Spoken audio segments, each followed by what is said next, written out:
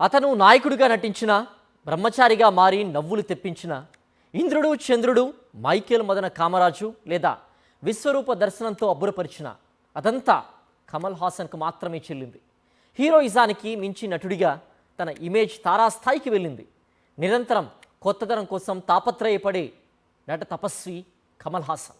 ఎన్ని ప్రయోగాలు చేసినా తీరని కళాదాహం, ఉప్పొంగే అద్భుత హావభావాల నట ప్రవాహం, అంత తేలిగ్గా అంతుపట్టని మర్మయోగి అతను. ఎంత అభివర్ణించినా పట్టుబడని ప్రజ్ఞాశాలి అతను.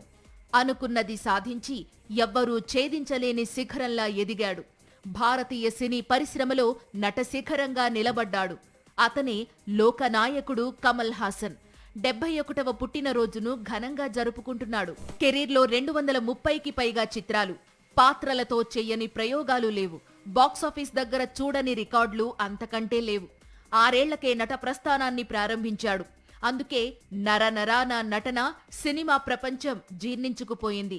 నటుడిగా, ప్రతినాయకుడిగా, దర్శకుడిగా, నిర్మాతగా, గాయకుడిగా అన్ని విభాగాల్లో తనదైన ముద్ర వేస్తూ దూసుకుపోతున్నాడు కమల్.